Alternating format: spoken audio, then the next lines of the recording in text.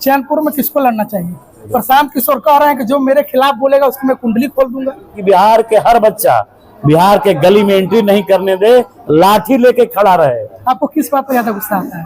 पहली बार ऐसा देखने को मिला है कि सत्ता पक्ष के द्वारा बिहार बंद किया गया था। 85,000 युवाओं को मैंने नौकरी दिया। प्रशांत किशोर बोल रहे हैं कि इस बार की जो लड़ाई होगी वो एनडीए और जनसुराज के बीच। बिहार में जहाँ चरवाहा विद्यालय हुआ करता था, जन नायक कर्पूरी ठाकुर के नाम पे कौशल विश्वविद्यालय खुलेगा। इस बार बीजेपी किन मुद्दों के साथ चुनाव लड़ेगी? किसानों को मुआवजा को लेकर के मुख्यमंत्री से क्या बात हुई? वर्तमान जो रेट था उससे 8 गुना ज्यादा हम किसानों को दिए हैं। नमस्कार, आप देख रहे हैं वंदे भारत समाचार। मैं हूं आपके साथ दिलीप चौबे।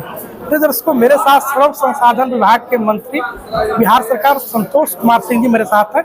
इनसे आज बहुत कुछ बातें करने थे, लेकिन समय अभाव है।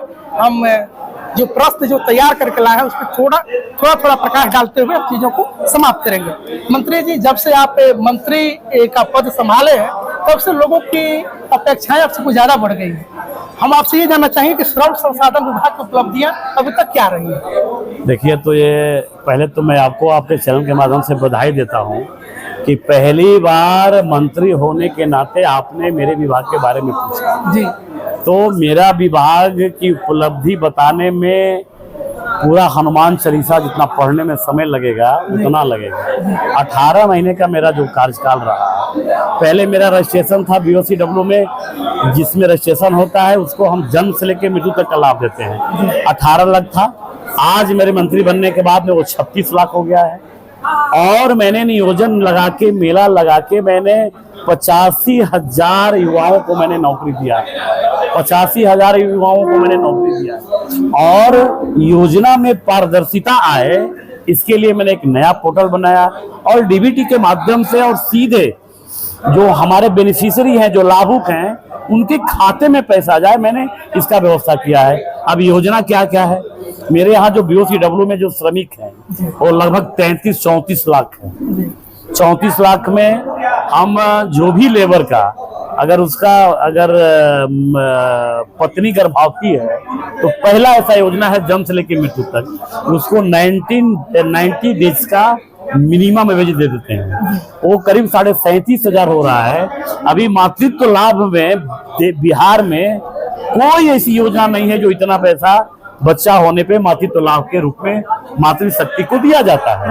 ये पहला योजना है जो 90 डेज का मिनिमम वेजेज हम देते हैं। बच्चा जब पैदा हो जाता है, बच्चा जब पढ़ने लिखने लगता है, जब वो IIM या IIT जैसे इंस्टीट्यूशन में अगर उसका दाखिला हो जाए तो पूरा का पूरा पैसा जितना फी लगेगा 10 लाख, 20 लाख, 30 लाख, 40 लाख, 50 लाख, वो सब फ्री सरकार देगी, विभाग देगा। इसके बाद वो अगर लेबर मेरा, भगवान न करे, श्रमिक मेरा जो रजिस्टर्ड है, किसी दुर्घटना में उसकी मृत्यु हो जाए तो उसको 4 लाख रुपया देते हैं और सब मेरे डीबीटी के माध्यम से देते हैं। और नॉर्मल भी मृत्यु हो जाए, ये पहली योजना है देश की। बिहार सरकार, माननीय मुख्यमंत्री को आभार, धन्यवाद, आदरणीय सम्राट चौधरी जी को धन्यवाद, आभार कि नॉर्मल भी मृत्यु अगर श्रमिक को हो जाए उसको 2 लाख रुपया देते हैं। लड़की की शादी उसकी हो, पहली शादी में 50,000 रुपया शादी ब्याह सहायता योजना के में देते हैं।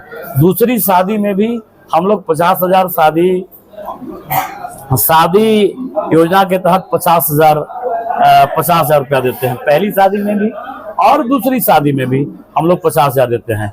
स्कॉलरशिप देते हैं। और तो और वो मेरा श्रमिक जो ESI कवर करता है, सेंट्रल गवर्नमेंट ऑफ इंडिया का जो स्कीम है SI, जिस श्रमिक की सैलरी 22,000 से ज्यादा हो, उसके पूरा हेल्थ कवर पूरे फैमिली का, उसका, उसके पत्नी के, उसको माता का, उसका बेटा का, उसकी बेटी का, सबको हेल्थ कवर देते हैं। पूरा का पूरा फ्री और कैशलेस व्यवस्था में देते हैं। और श्रमिक मेरा गांव में रोजगार करे, बाहर नहीं जाए, उसके लिए व्यवस्था करते हैं।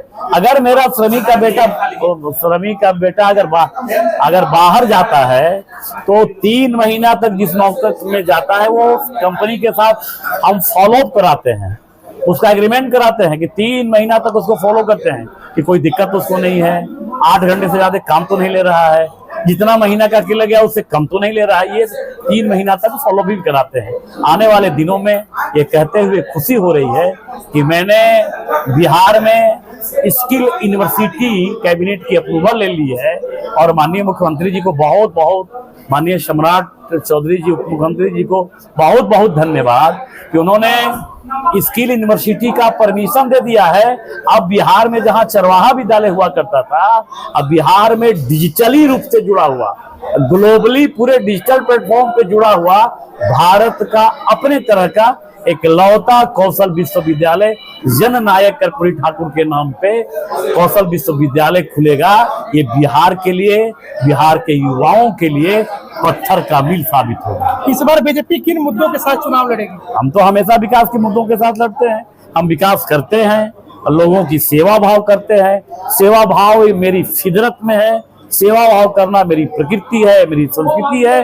और आज भी सेवा भाव से बिहार को विकास के लिए, बिहार में और मेडिकल कॉलेज हो जाए और हाईवे हो जाए, हर जिले में एयर कनेक्टिविटी हो जाए, हम विकास के नाम पे ही चुनाव लड़ते थे, लड़ते हैं, लड़ते रहेंगे।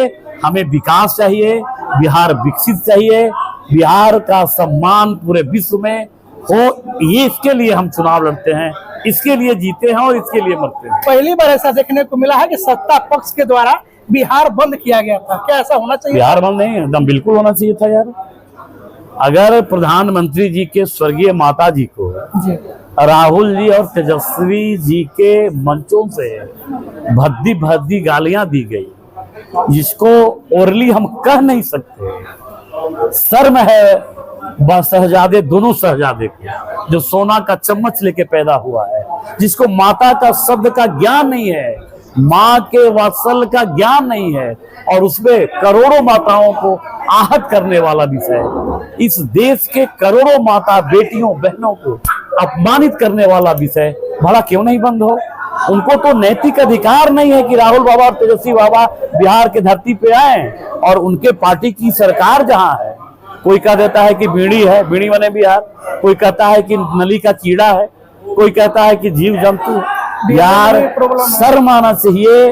बिहार वो धरती है, बिहार चाणक्य की धरती है, बिहार महावीर की धरती है, दुनिया को दिशा दिया है बिहार ने, यही बिहार है, यही बिहार की धरती है। तो क्या करोड़ों माताओं को गाली देने वालों को ऐसी छोड़ दिया जाए?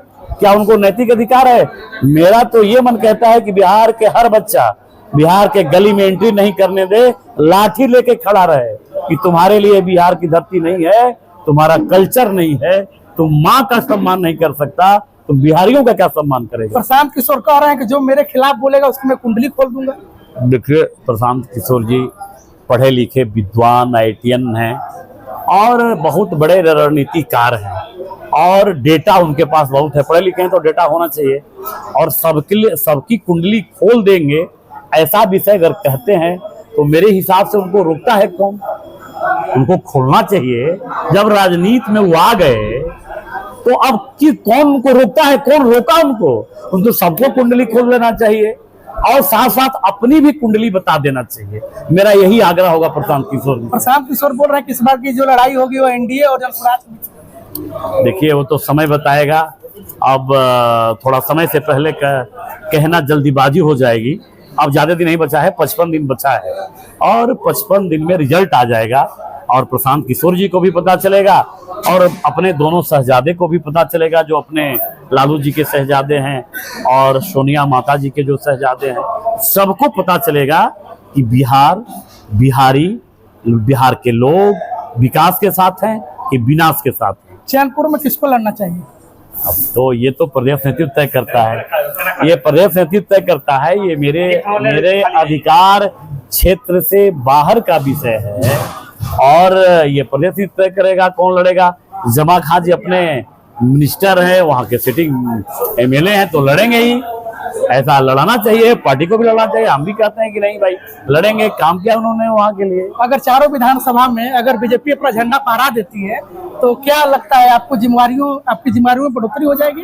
ये देखिए, भारतीय जनता पार्टी का चाहे वो प्रधानमंत्री हो, चाहे वो मिनिस्टर हो, चाहे वो राज्यसभा सांसद हो, चाहे सांसद हो, भारतीय जनता पार्टी का एक अनुशासनशील कार्यकर्ता रहता है। भारतीय जनता पार्टी में कोई पद नहीं होता, कार्यकर्ता होता है। यही तो भारतीय जनता पार्टी की खूबसूरती है। और मैं भी एक भारतीय जनता पार्टी का सिपाही हूँ और सिपाही तक ही अपना नैतिक दायित्व और कर्तव्य है, और पार्टी जो जिम्मेवारी देगी उसका निर्वहन तो सबको करना है और सब करता भी है। उसी में हमें कर करता है, हम भी करेंगे। एक रैपिड फायर है, आपको कौन से नेता पसंद है, मोदी या फिर नीतीश? मोदी नीतीश की जोड़ी पसंद है हमें। मोदी और नीतीश की जोड़ी ही बिहार को इस दहलीज पे लाके खड़ा किया है कि आज डंके के चोट पे हम कहते हैं कि हम बिहारी हैं, और बिहारी कहने में हमें गर्व महसूस होता है। आपको किस बात पर ज्यादा गुस्सा आता है? गुस्सा तो हमें आता नहीं कभी, हम तो गुस्सा करते नहीं हैं, और गुस्सा करना भी नहीं चाहिए।